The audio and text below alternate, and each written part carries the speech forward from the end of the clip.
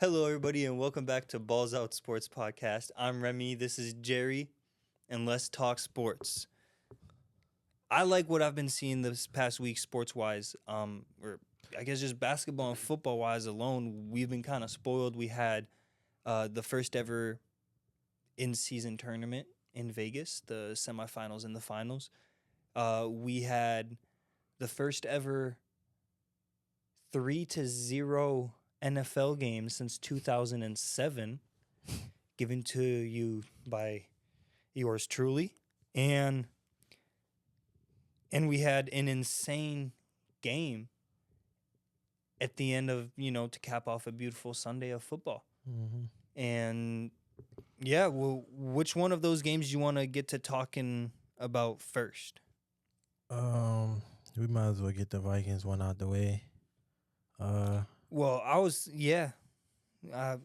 hoping we don't talk about that at all. I just mentioned it in the intro, and but it's cool. Yeah, Minnesota Vikings, won 3-0 to the Las Vegas Raiders. I don't even know what to say, bro, because nothing much happened that game. I thought it was gonna be 6-0. But then they didn't even kick a field goal at the end. I don't know if you saw, with 18 seconds left, they lined up for a field goal, but they didn't snap it to the holder. They snapped it directly to the kicker, and he punted it and took 11 out of the 18 seconds off the clock, which was successful. So it's props to them, because if it hadn't been successful, that could be, a run back the other way if you're not careful on those shorter punts. So, yeah. Vikings win 3-0. And anything to add to that? Josh Dobbs he pissed me off. Yeah, he got benched. Yeah, he got benched in the late third, I think. I don't know. We just couldn't string anything together. It was punts and missed field goals, bro. So he's the reason Justin Jefferson's in the hospital right now. Really? That throw was horrible, bro. Well, yeah, but he put him there, bro. I'm not saying he did it on purpose, but he put him there. You gotta know, as a quarterback, like, you can't put your receivers in situations like that, bro. Right. I mean, I was disappointed. I didn't wear this jersey long yesterday, but I did put it on for Justin Jefferson's welcome back into the NFL for this season. And then we was both waiting for him to come back, bro. I hope he have a speedy recovery, bro. I hope it's nothing serious. Right. He'll be back quick. We'll get more developments on that as the week goes by, I'm sure. But yeah, hopefully it's speedy, as you said. Another game that I was gonna say another game that I found interesting, but I did not find this game interesting. So a game that I found interesting would be the New England Patriots versus the Pittsburgh Steelers. Mm-hmm. I just thought it was a great game. On the New England side, this is, I believe, their second or third game in a row benching Mac Jones. Yes, and sir. And Bailey Zappi had like 240. So 240 yards, 3 touchdowns. And Pittsburgh's defense is it's not good. a sloppy defense. Pretty good. It's pretty good defense. So they only gave up 21, and they did pick him off. Right. So, no, they did pick him off, but how do I put it? With the weapons that the New England Patriots have on offense. Yeah. And then this being a backup quarterback situation where he's thrown in because the starter just wasn't cutting it so far. I mean, that's a lot of pressure on the new starter. So, yeah, 3 touchdowns, 240 against that caliber of a defense. I'm excited to see what he's able to do with a little bit more time in the system, because I think they said this was his 7th season in the NFL. Mm-hmm. So he's him and Dobbs are in very similar situations right now, where it's kind of like haven't found a perfect spot for them to get a starting position and potentially getting one.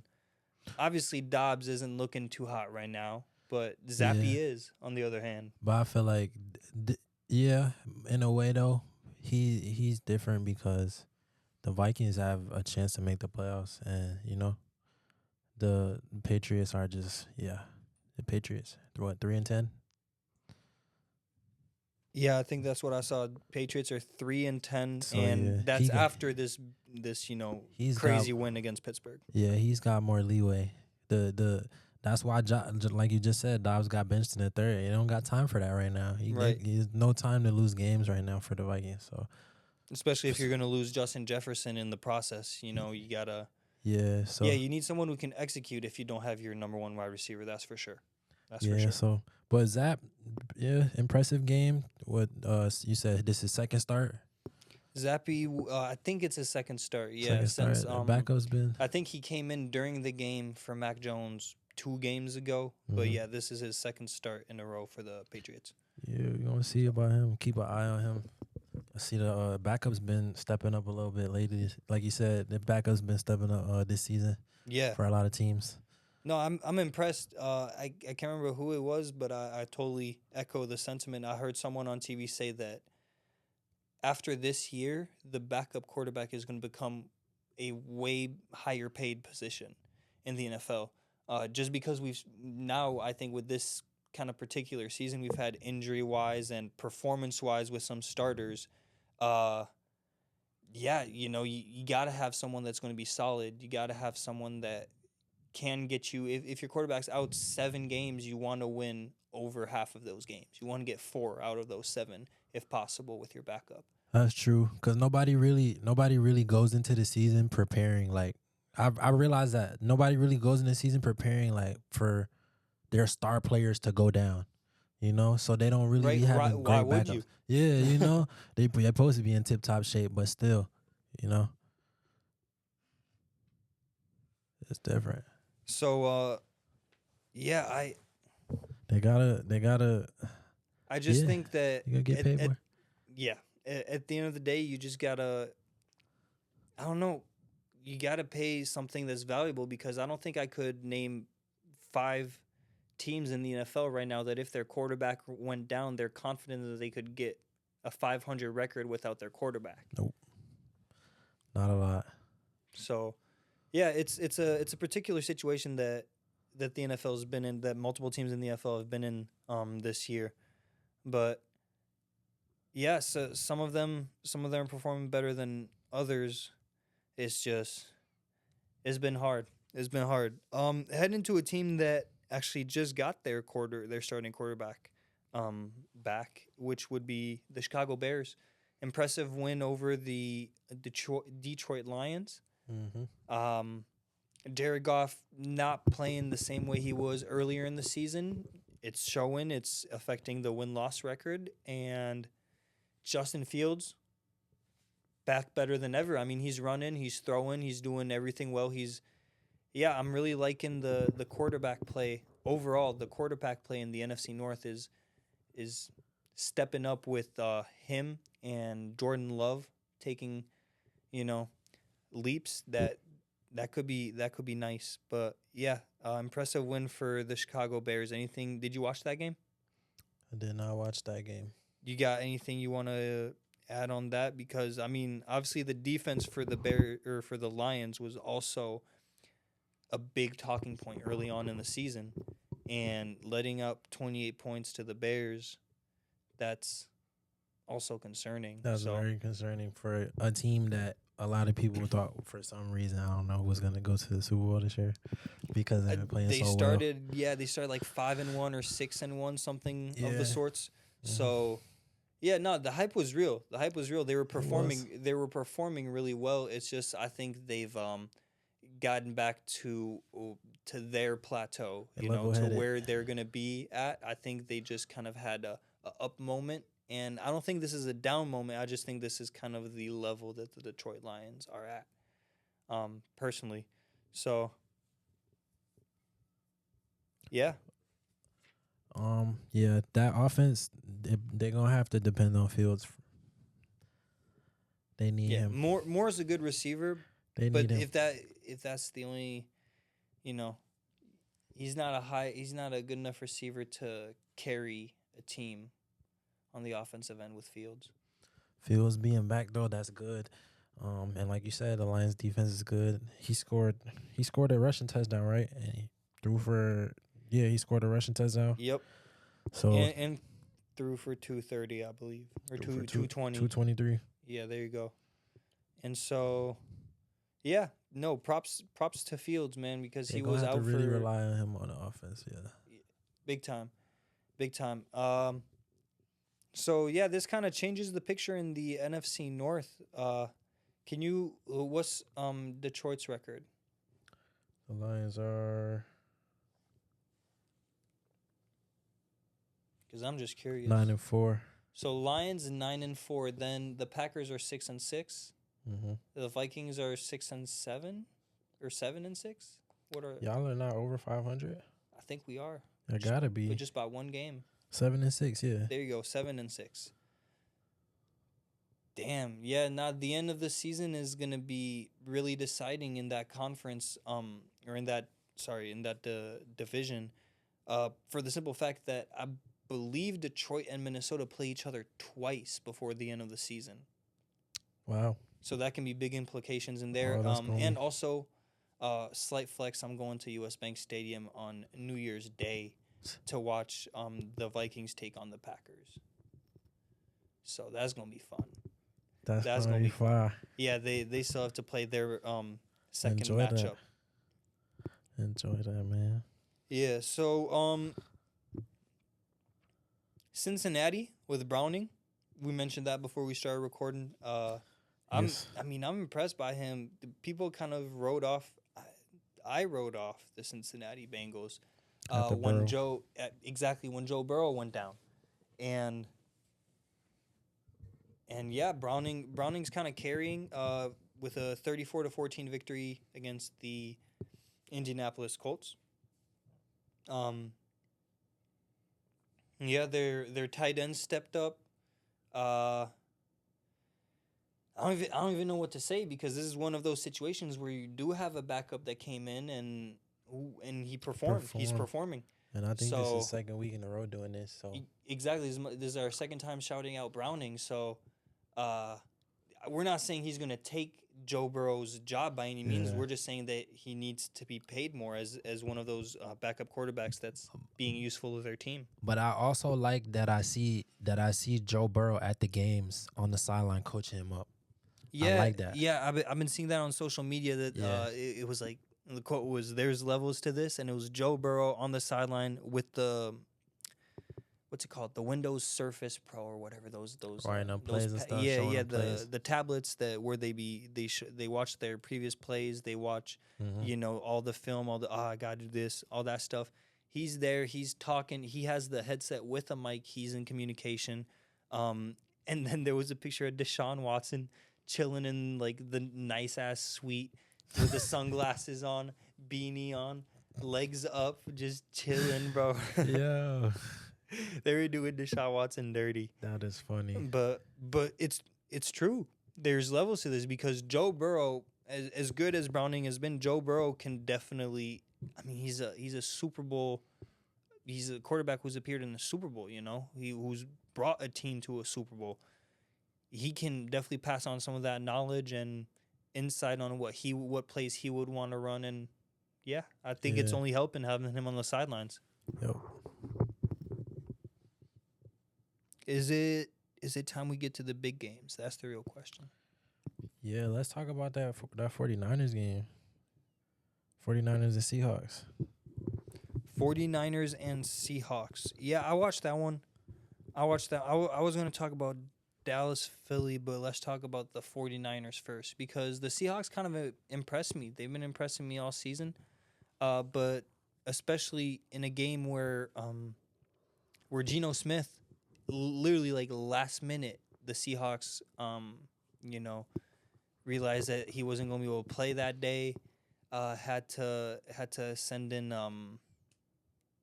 Locke. There you go, Mhm. Drew Locke in, and yeah, I don't know. They were kind of keeping up with the 49ers at first, and then it looks like in the second half they just hit the gas pedal and disappeared, as they can do on many teams. It's not just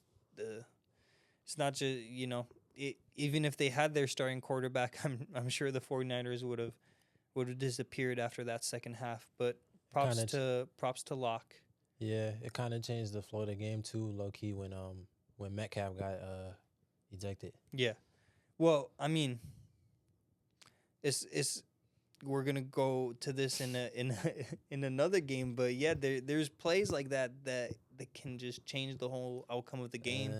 Um, Sometimes it's something that happens and there was a flag somewhere else. Sometimes it's your star player that gets a little bit too heated. Yep.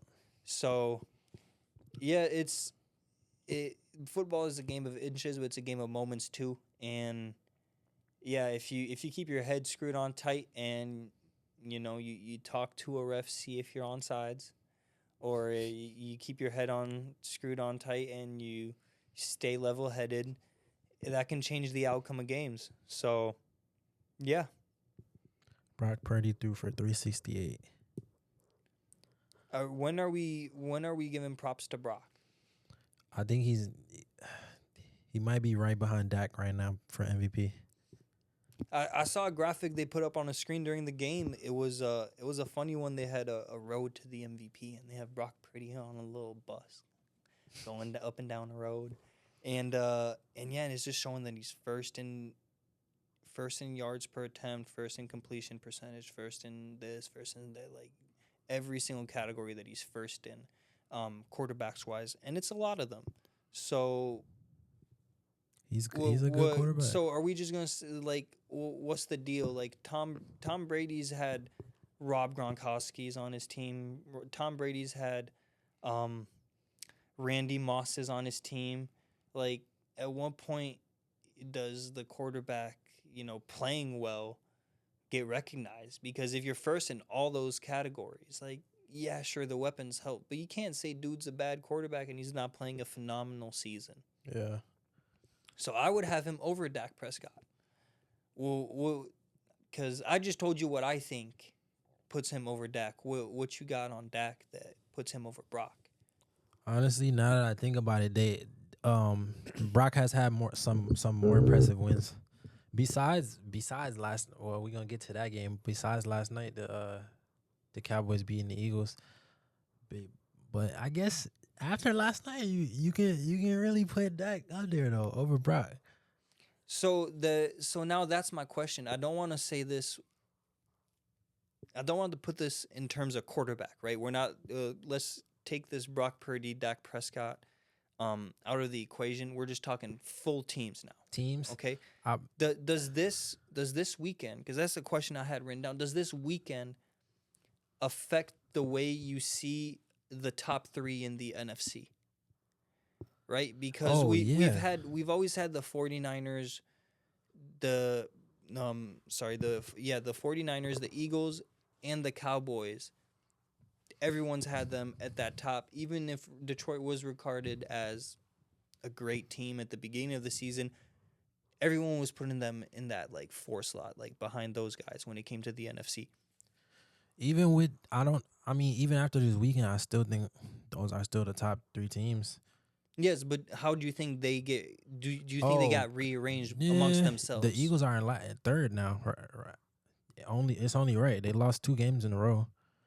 Yeah, so that's another thing I want to talk about. When's the last time you've seen a team lose 2 games in a row by 20-plus points and we don't hit the panic button? Yeah. But it's the Eagles, so a team that just came from the Super Bowl. Right. It feels weird to press the panic button because you look at their record and all that. It's a great record, and you look at their roster. It's a good roster. There's shakiness on the defensive side that's been reported widely across the league. But yeah, go ahead, finish that ranking then of the NFC teams. Eagles 3. I guess you gotta go Cowboys and then 49ers 1. Because I'll say the 49ers have had some impressive wins. So and then they're as a team, they're just like their defense is amazing. And then they got the offensive weapons, Deebo Samuel, McCaffrey. But defense, see, here's the thing that's crazy because offensive-wise, I think they're better. The Eagles, no, I think offensive-wise, the Eagles and the 49ers are similar. And I think defensive-wise, the Cowboys and the 49ers are similar level-wise. Not like that they look similar, but overall As in they're just level-wise, good. Yeah, how good they they are. seem similar. But That that's makes the sense. issue. Those are two different teams versus one. That makes sense. Literally, like, how are you supposed to get But past the 49ers? exactly, that's why I put 49ers at 1, because it's like they have less flaws than the Eagles and the Cowboys. Like you just said, the Cowboys have a shaky offense, like not shaky offense, but their offense is not as good as Right. the Apart from 49ers. CeeDee Lamb, I don't think I can trust as many other players because even though if you, let's say, you take out Debo Samuel, I can still name you 3 guys on offense that are lethal. Like, not just good guys, On the Niners, lethal. yeah. I'm talking about Brandon Ayuk, Christian McCaffrey, and George Kittle. Like, these guys are no jokes. Mm-hmm. You know what I'm saying? So, yeah, crazy offense, crazy defense. We're not even going to get into that because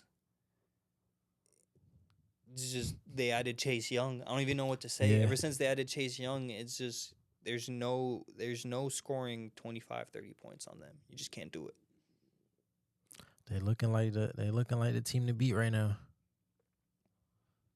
Yes, sir. That's the facts. So that's in the NFC. What about the AFC? You still think the Chiefs are the team to beat? Because it's typically, they won the Super Bowl. They're the team to beat. But what's going on in the AFC? The Chiefs have been shaky all year, though. And the Ravens, You've been echoing that every single episode, I feel they've been shaky all year, dude. Like, it's very up and down with them. I think the Jaguars have been kind of impressive, but they lost their last 2 games. But I was surprised to see Trevor Lawrence back in the lineup that quick because he was struggling to walk a week ago. I saw a joke on Twitter. Somebody said you could beat his knees up with a baseball bat right now and he'll be fine. I was like, dang. I don't know if he's just built tough or if it was like one of those things where it really hurt initially, but it wasn't a severe injury by any means. But he looked fluid out there, man. If I'm gonna keep it 100 with you though, it's really the same thing in the AFC. It's like although those 2 top teams like the Chiefs and the Eagles, they haven't been looking like themselves these last couple weeks. Mm-hmm. So they're still in the top 3 though. You just put them at 3. So I'll put the Chiefs at 3. I'll go Dolphins at 2, Ravens at 1. And that's literally their rankings right now. That is their rankings. I would have the Dolphins just ahead just because Tyreek Hill. Yeah. Simply when you take the whole entire Ravens roster and the whole entire Dolphins roster, you can't find anyone as good as Tyreek Hill. The MVP race is all QBs, but he's like the only person you can make the only other outside of a QB for MVP. He's the only person you can make a argument for. Like, yeah, he need that. Absolutely, and it's rare. We were talking about it briefly last year with Justin Jefferson as he was approaching that 2,000-yard mark. Only problem is it's looking like Tyreek's can absolutely shatter the 2,000-yard mark. Yeah, if he punched I wouldn't be surprised if he had 2,150. If he punched that 2K, he go ahead and give him that trophy, NFL. Go ahead you think and give so? him that. Go ahead and give him that trophy. That's the way to reward him? Bro, he needs that. I feel like he gonna get a plaque, bro, because like I don't know if the NFL does that. Does the NFL recognize people for getting the most anything? I don't think so. But what's their award show called? It's called like the something. They have an award show called something. I don't know. Tell you. Oh, NFL honors? There we go. The NFL honors. That's when they do all the awards, like everything. The MVPs and everything. Everything. So they don't have like they don't have no special award. Like that's what you get in that. What do you mean like, no special award? What you was just talking about with Tyreek Hill? Like honor him for. Oh yeah. Do that during the NFL honors. Yeah, I could totally see that happening. Yeah. Like because I'm just picturing like Adrian Peterson gets the rushing record in a game. Boom! At the end of the year, NFL honors give him a little plaque. Tyreek Hill, first person to get 2,000, so therefore most receiving yards in a single season ever. give him a plaque for that or something like that. I don't know. Like a Or a jersey that says 2082, when you said that, like the first thing I thought of was like when you used to play when you play Pee Wee football in middle school, and then like you have like the banquet at the end of the season. Everybody get a plaque. And they give you the little piece of paper. Yeah, like bro, that's the first thing I thought about. Maybe, but he most hustle. bro, both hustle. Yeah, that was the days, man. Hey, people used to strive for that one. But man, if Tyreek get that 2,000, I think he deserve it. If they mess around and win the Super Bowl this year, you think he'll retire? Cause you know he be talking about retiring early all the time. He be saying he want to become a gamer. Yeah. Oh, I was gonna go a whole different route. You say gamer? That's what you heard? He be saying game war. What else he said? He said something else. He said he wanted to be a porn star. That's what I saw. I literally saw Tyreek Hill in the post-game interview say something about how he wanted to be a porn star after he retire early and just do that. Mind you, Mans is in a whole ass committed relationship too. He has a girl at home. Adam 22 Jr. Junior. What's wrong with this? Nah, but I don't know if he's trolling. If he's not, go crazy. I'm sure he can make good money wherever life takes him. Amen. Yeah. But More that was just a you. crazy thing. I remember I heard him say that. I was like, yo, you wildin', bro. That is crazy thing to say.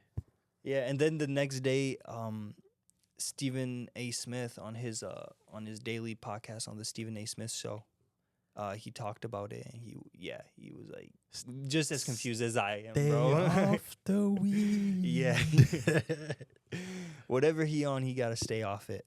But yeah, so that's the Dolphins. We talked about Dallas, Philadelphia. Oh, I think we only got the big one left, bro. Eagles, Cowboys. No, we just talked. We just pretty talked about much. how they got whooped, bro. Yeah, they got destroyed. No, I was talking about Buffalo Bills, Kansas City Chiefs. Oh yeah, we just watched. All right, We just watched the highlights for that. We just had to double check everything, make sure we weren't talking all over our asses for this one because that was just a crazy game. This was a good one. Do you want to go first? Yeah. Thoughts on the game? Because you said something about the last play that was a lot of insight that I didn't think of because I never played any kind of level of football. Oh, so yeah, it was kind of lopsided. Well, not lopsided most of the game. You know, Chiefs Chiefs rallied to come back towards the end. They tied it up, and then the Bills kicked the field goal, went up 3. Yep, and 20-17 with basically just after the 2-minute one. Yeah, Chiefs get the ball, they walked them down, and then what was it, like a minute left? He throws Mahomes throws to Travis Kelce. He about to get tackled. He laterals to Kadarius Toney, scores a touchdown. I'm sure y'all seen this play already somewhere online. Bring it back. Kadarius Toney was lined up offsides. Now, what I was telling you was everybody was so angry at the refs, telling him like, "Yo, why you didn't say nothing or whatever." But from my experience from playing football, I know that I was a receiver, and my coach always told me, "Hey, when you line up, talk to the ref, look at the ref, and ask the ref, hey, ref, am I good?" And he will tell you. The ref is not gonna look at you and say, "Hey, Kadarius Toney, you're offside." Right. He's not gonna do that. He's not gonna do that. Yeah, so some refs are especially nice, and they if they see that repeatedly you're very close, they'll give you a warning, be like, "Hey, yo, 19, mind your right foot when you line up." You Exactly. know. But this was a one-time thing where he was just literally in the middle of Broadway, blatant. bro. It was so blatant, bro. Oh my gosh, literally just it. I noticed it. We paused it, and I'm looking at the screen. I'm like, I can't see the ball. You can't, because Kadarius Toney's head is where the ball should be. And then if you look at it from other angles, it's even worse. Like he's so offsides, and then Mahomes gonna be mad at the refs, and it was his fault, bro. He got to take that L on that one. And then So also I'm the type of person who like if I'm like just me being an athlete in a game, if we lose a close game like that, and I feel like hey, we shouldn't even been in this position anyway to where it should have been this close. We should have been killing them. You ever heard of like the saying Patty where threw interceptions that early in the game that just cost. I mean, Josh Allen also kind of messed up, but he performed at the end. That's the difference. Josh Allen was pretty impressive though. He was very impressive at the end. So, I mean, from what was that crazy play like a minute before halftime? From that moment on, Josh Allen was a different human being. Like, how many times did we say "wow" as he's throwing a ball? Bro, he one of them was underhand flick. Arm.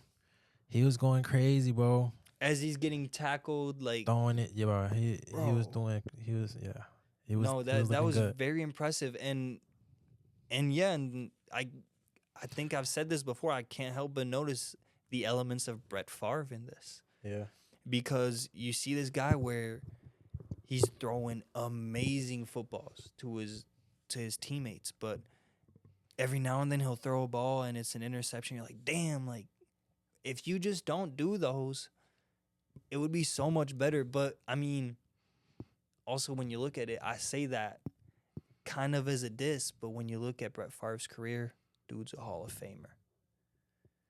So at the end of the day, like, keep doing what you're doing, Josh. Yeah. Even if he does throw those picks every now and then.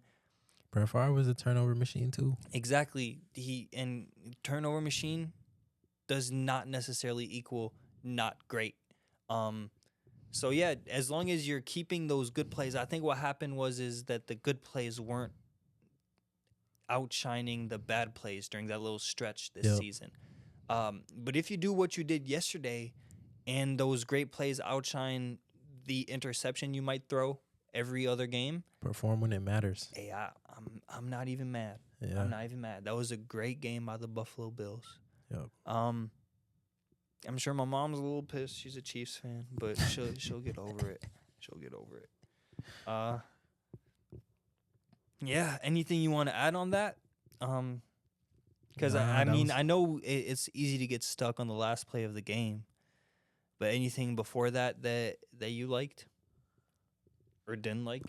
I just said it already. I just like Josh Allen. Really, he impressed me because, especially for the way I've been talking about him this season about being, turning the ball over so many times and being inconsistent. And even though he did throw a pick last night, I think it was like not a good pick. You were talking about his offensive line too. Yeah, his O-line is. From watching, I was like, bro, they don't give him enough time to throw, so I can't even really blame. Like, I got to start watching more games. I'm starting to think it's not really his fault that he's throwing the picks, because it's not like he's throwing them like. Maybe he just got to make better decisions. Right. Throw the ball away instead of throw the pick. Yeah, instead of throwing the pick or throwing a bad ball or trying to run out the pocket and find something, like, bro, just go down. Well, I believe it was Joe Burrow last year who was talking about how someone mentioned that his interceptions had gone up or something like that, and he had to educate them. He was like, "Well, look, do you see when those interceptions are coming? They're coming on third and longs, and they're coming on fourth downs. I don't count those as interceptions because third and long on an interception, that's essentially a punt. Yeah, it's a 40-yard punt instead of a 60-yard punt, but it's still a punt. That's the way he's seeing it. He doesn't see it as an interception. So yeah, that's that can be the difference in when those interceptions happen. Yeah, you want to hop into the NBA world? Yes, sir. Let's do it. Indiana Pacers had an amazing story in this in-season tournament. Ended up losing to the Los Angeles Lakers 109-123 in the in-season tournament final. What stands out? I think I know what you're gonna say already, but who stood out for you this game? AD, of course. AD and Reeves. Yeah. I was thinking AD because you and I were imploring him just last episode to be great Yeah. the way we know he can be. Yeah, and I hate to say this, I swear, because these games don't go count to their regular season records. So it's like Yeah, true. it don't really matter. True. But here's the thing. As this becomes something that is going to get added to the what's it called? Like the trophy room of players, you know? Like this is something that 50 years from now people are going to be looking at let's say Luka Doncic versus Trae Young, and if they both got 2 chips, but one of them has 4 in-season tournaments, the other one has 1, that stuff's going to count. And yeah, so if Anthony Davis averages 40 and 20 over his career as in-season tournament, in the in-season tournament finals, that's something he can add to his resume. Yeah, it was impressive though. He held it down on defense too. I mean, as he should. He's supposed to be, or he actually is, in defensive player of the year, like talks every year. For the Lakers to like win actual games and like go to a championship, he has to be the best player on the team. Right, and I don't even think he's gonna need what was it, 41 and 20? 41 and 20, and I think he had like 4 blocks. Yeah, even if you're getting 40, let's not even say 40. If you're getting 35 and 20, if you're getting 35, 20, and 2 blocks, that'll get you past most teams. Because let's not forget that the Indiana Pacers, one of the greatest offensive teams this year so far. Yeah, but I think they did a really good job at slowing down their pace. And Halliburton finally got his first taste of superstar treatment because they sent a lot of double teams his way. He was only able to get off 14 shots. So he saw that, and now he gonna know. So hopefully he learns. He didn't make no mistakes. But hopefully he learns like how to play through double teams and Well, he's like, a he just get phenomenal better. passer. I Yeah, think he is. just wasn't expecting them. I think they really caught him by surprise. Yeah, of course. You better start respecting it. You talking that talk. You better know it's coming. Nah, that shit was. That's why I'm Dame not even told gonna him say to be humble. disrespectful. That was just beautiful timing. It was beautiful timing on him. Like, this is Damian Lillard. Everyone who knows what Damian Lillard can achieve, they think that he's gonna achieve it on this new team, right? And he comes up in season tournament, knockout game, rolls his sleeves up, points at the watch, and lets crazy, Dame bro. know that it's him a Burton time, bro. It's himmy Burton. He's crazy. Nah, so yeah, I mean, props to the whole entire squad because apart from Halliburton, there's no superstar, no huge names on there. Miles Turner, but in my opinion, But he's not even an all. Would you think he's an all-star this year? Nah, not yet. We'll see. But they took him out of the game real early because they got him in some early foul trouble. AD was kind of bullying him in a way. Well, if he didn't foul AD, he would have gotten 50. Yeah, he took him. AD got him in foul trouble, and he kind of took him out of his game, so he couldn't really be aggressive, and he started shooting a lot of threes. He just lost his confidence throughout the game. He was missing shots. He couldn't really block any shots. He couldn't really contest stuff because foul trouble. Right, and that's how he started as an elite shot blocker. So, yeah, but I mean, the foul trouble, it'll kind of get in your head. You know, you're like, damn, like, do I even want to reach? Because like once you have 3 fouls, that not only you're thinking about stuff, but that ref's also thinking about stuff. It's like, oh damn, he been fouling. Let me keep an eye on him, make sure there's none I missed. You know, and he fouled out. There you go. I think they had 2 people foul out, but I'm not sure. So almost 3 people. Almost 3 people. Damn, and game didn't even go to overtime. But it was very close until like the last, like, I want to say like 7 minutes. Yeah, literally 5 minutes maybe. They started pulling away.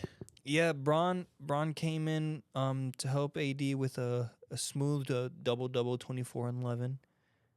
but damn, was Austin Reeves good off the bench. Yes, he was. We talked about six men earlier this year, I believe, a little bit. But I think Austin Reeves hadn't made the move to the bench yet. I don't think coach had moved him to the bench. So can he can he win this thing? Can he get sixth man of the year after literally being quote unquote demoted to the bench? Because I know you get money when you win sixth man of the year. I know you get a check or something. I don't know. Can he? What, bro? Is that possible? 28 points. If he gets, but like if I'm not gonna say half of that, but if you're averaging 22, 23 off the bench, because who's stealing his scoring? That was his problem. He has to share the ball with Bron and AD on the offensive end. Not anymore. But if you're but like if you started the season off a starter, can you win that award? Would they allow that? So I think you have to do. I think what they're going to do is going to be the same thing as they're doing for any other award. You know how you have to play 65 games to win MVP? Yeah. Well, yeah, I think you have to come off of the bench 65 times. Okay. In order to win sixth man of the year.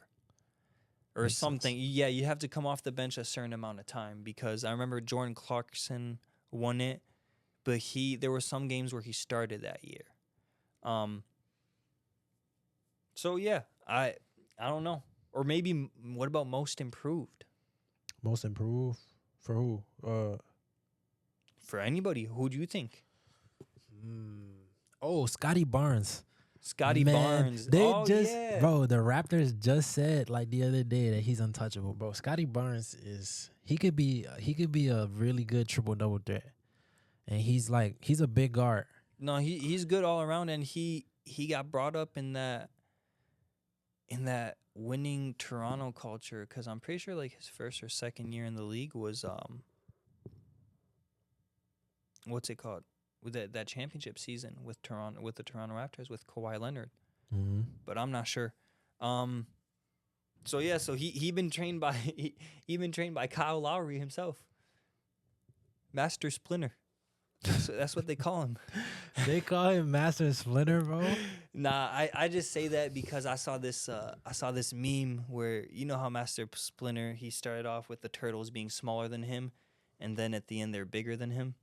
Well, it was Kyle Lowry holding Siakam, Fred VanVleet, and all those guys' hands, but like they're the turtles. Kids. And then like you see old Splinter, and you know those guys holding him, making sure he's all right. And I was like, that is literally what happened in Toronto, bro. Lowry is washed. They had to sacrifice DeRozan for it, but yeah, that's what it took. Sucks. Hey, they had to do something to get rid of the LeBronto label that they had on their forehead, because that's what was happening before that. LeBron was literally just running through. You know how embarrassing that is? They just renamed your city to another man's name. LeBronto. Dude, they damn near renamed New York Trey Young Avenue. Nah, stop that. Never. You can never rename New York. Chill. I don't think you realize how, I mean, not really your team, the other New York team, but he was rent-free in their head for a little bit. Yeah, he was. I ain't gonna lie. Mm-hmm. Bro, they was bringing signs of pigeons to the stadium and stuff like that. Because remember, he was scared of birds. They say he was scared of birds or something. I did not know that. Bro, Wait, so were they like buying doves and bringing doves into the arena or something? They was doing all types of stuff, bro. They was like, Trae Young, you better not come to New York. You know, there's mad pigeons here. He's scared of birds or something. And then it was like pulling up posters of lollipops with hair on them, like saying that was him. Because, you know, his hair is like... Well, yeah, I'm aware of his fucked up hair. Yeah. Nah. See, but that's... One of my friends made this argument, and I think he capping. He said if you are, like, not even objectively, but if there's no debate that you are not good looking, I think his argument was Joe Ingles could never win MVP even if he averaged 50 and 20. That's crazy. So because he ugly, he can't win MVP? I think that's literally what he was saying. He was saying that in today's day and age, like, you have to have a minimum amount of, I don't even know what it is, So- of je ne sais quoi. So he's saying Jokic is handsome. That's what he's saying. Damn, did Jokic break the stereotype? Yeah. Because that argument was made to me in 2018, I believe. And who was MVP that year? Because who was MVP that year? 2018 would have been after the two Steph Currys. Maybe That would have been Giannis? 2018 is James Harden.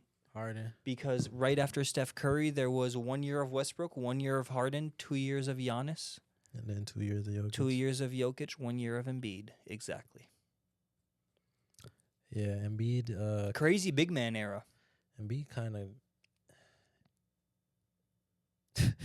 He what? Stole that shit? Embiid had to cry to get his, man. What you mean cry? He be crying every single season when he gets kicked out the playoffs. He cried to get that MVP, bro. He had to cry about votes and stuff like that. Nah, but shout out Embiid though, because when I do see him crying at the end when he gets kicked out of the playoffs, that shows emotion. You know, it shows that he really, really like. There's only one thing he wants really is a, championship. You heard what he said? I heard he said Ben Simmons was the one that got away, something like that. I don't know if that was true, but I heard that. Basically saying like he wished Ben Simmons would have stayed. I'm like, bro, you the one who pushed him out. Bro, that must have been a deep fake or something. It had to be. It was on Twitter, so it might have been fake. Gotta check It your might have been sources. fake. Yeah, they be getting people. They be with the fake pages.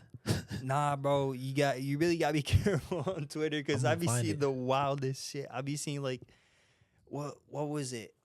It was the most random player too. It was like, it was Mikal Bridges. I saw a fake report that Mikal had like broken his leg, and I was like, yo, no way. I click on that shit, and it's obviously fake right away. I'm like, damn, they got me. Yeah, They got me.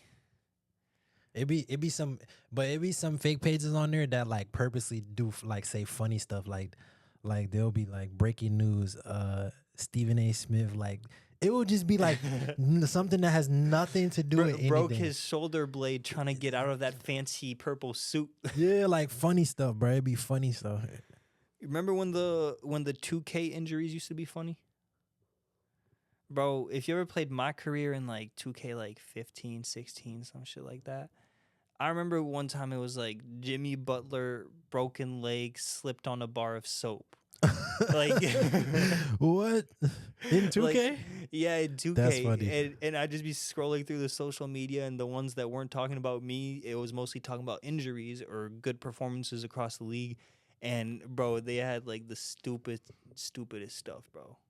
Slipped on a bar, so Yeah, I'm pretty sure someone like cut themselves shaving or something like that, bro. Like they had literally like the weirdest injuries in 2K, and I don't know, mid 2010s 2Ks, I want to say.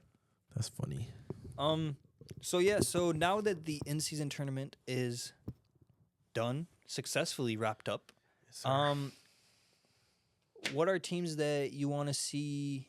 Well, not teams. What are players that you want to see in the All-Star game? Ooh, the All-Star game. So is not soon.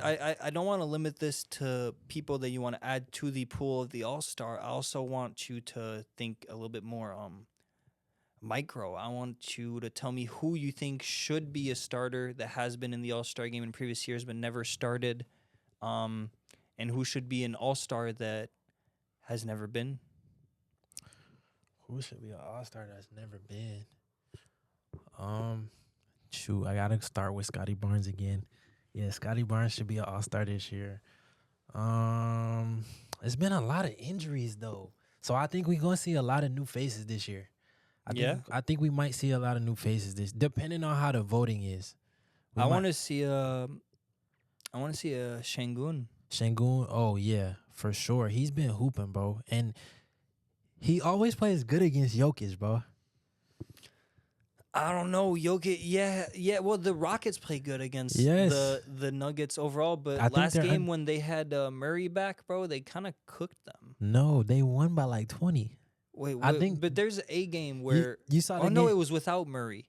No, Murray played. That was. Did you see when Dylan Brooks his little pregame stare Oh, and Murray yeah, I was did messing see with, that. bro? They I did proceeded see to that. cook them That's that crazy. same game. Nah, so yeah, so definitely I want to see Şengün in the All-Star game, and I want to see for it's funny that one of them's in the East, one of them is in the West, so that's not going to take up 2 spots. That's good, but I want to see Halliburton starting, and I want to see Anthony Edwards starting if he's not injured. Yeah, I did see him. I did see him say he don't even consider himself an all-star for real cuz last year he was a replacement. Oh, then yeah. See, Yeah. he's hungry, bro. He's always hungry for more. Yeah. And Halliburton's been, I mean, he's been all-star Undoubted, starter caliber, bro. there's no doubt he's making the all-star team and if he doesn't then I'm going to know something. Well, so here's the thing. I believe the starters are fan votes. So with the hype behind Halliburton, that could push him in there. Yeah. But also, I mean, shit. I You feel know, like he's in the East. What other guards are there in the East really that are like top notch like that? if the fan votes go to like the starters, I feel like it's a few spots that's literally already taken up already that you can already go with now. Well, yeah, it's like no matter what happens, LeBron James could average 2 points a game. LeBron. He's a starter in the All-Star game. LeBron, KD, most likely Giannis, Curry. Yep, Giannis and Curry. I was gonna say Jokic. absolutely, bro. Jokic ain't getting left out in no All-Star game. I don't know anybody else, but I can tell you those 5 right there is you could lock them in. I just segued from Jokic to Embiid and thought about his teammate. I want to see. Was Tyrese Maxey in it last year? The All-Star game? No, but he was cooking in the what's the Rising other? Stars. Yeah, he was cooking in that. Yeah. Maxey, that's when I really started watching Maxey. I was like, yeah, Maxey's gonna be a star, bro. See, he wasn't on my radar until I think it was later in the season. I saw a game between them, the 76ers and the New York Knicks. And it was honestly a really fun game because you know who else was cooking? Who? Brunson? No. This was must have been 2 seasons ago then. It was Emmanuel Quickly. Oh yeah, he's in 6-man talks every year. Bro, and they were literally going back and forth. It was Quickly and Maxey, 2 speedy guards that were just literally zipping up and down the court. They might be from the same draft class, if I'm not mistaken. Yeah. But Quickly is another person who I could say I will put up there with Scotty Barnes for most improved. I'll put Quickly up there too. Okay. And then also I'll put him in 6-man of the year talks. I'll put Maxey in most improved talks too. Yeah, Maxey definitely, because if you look at the numbers jump, then definitely. And that was bound to happen. That's what most improved is. That was bound to happen with Harden leaving. And then also, even when Doc Rivers was still their coach, there was literally times where he was in interviews and he said, with his whole heart, Tyrese Maxey has the green light. Yeah, that true. man. And if you got the green light with James Harden and Joel Embiid on your team, you obviously got something. Yeah, you definitely have. You got something in you. So hopefully they don't like treat him like I hope they treat him good, bro. Treat him good. Oh, actually, well, here's someone I want to see in the All-Star game, but I don't think he's gonna make it. Naz Reid. Nah, he won't make it. Just bit. Nah, but he's another one you could put for most improved. For sure. I just need a list of like people I could look at and I could tell you, but I just can't really think off the top. But Naz Reid is most improved. It's a lot of guys. I can cook something up for next episode. I can make like a couple lists and we'll just have a few sheets of paper each and we'll do that. We'll do rankings and brackets and stuff like that next episode. All right, cool. Well, then without further ado, thank you so much for tuning in to this episode. Yeah, we'll catch you on the flip side. Peace.